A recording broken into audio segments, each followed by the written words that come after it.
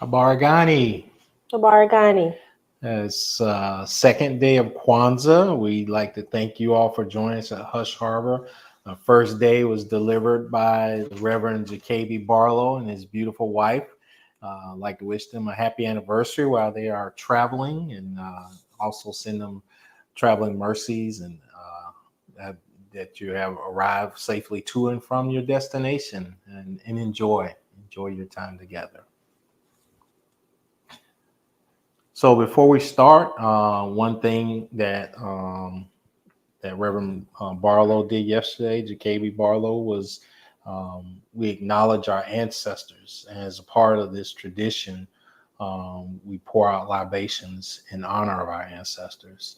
And for me, I'd said I would want to honor someone else, but I'm going to honor my great grandfather, Adolphus Cotton Brown. He was born into slavery back in the late 1800s, and he eventually became a free man and went off and became I guess, successful as you could be, sharecropper as a result. So I pour out libations for Adolphus Cotton Brown. And tonight I would like to honor my great grandmother. Her name was Mary Sanders Head. She lived to be 90 years old and was just a very instrumental part of my life growing up. So I pour out libations for my great grandmother, Mary Sanders Head. And I forgot before we got started, the black candle should already be lit from last night for our first principle of Umoja, unity. And before we get into our second principle of Kujichagulia, I wanted to briefly talk about Kwanzaa for those of you that may not be as familiar with this celebration and why we do this celebration. It was started back in 1966. Dr. Molina Karinga, he was in Los Angeles. He and his family and friends, they started this tradition where they combined the African American traditions with African traditions, and he combined or he combined those traditions, and out of those he birthed seven principles, and those are the seven principles we cover over the time.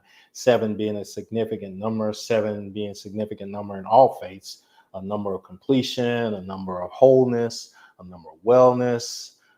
So in the tradition of Kwanzaa, we acknowledge that there are seven principles that we're going to cover, having covered Umoja, and tonight we will cover Kujichagulia. So in the beginning, when Reverend Brown greeted us with Habaragani, the response is whatever the principle is for today. So Habaragani. Kujichagulia. So tonight we're going to discuss Kujichagulia, and this principle is about self-determination.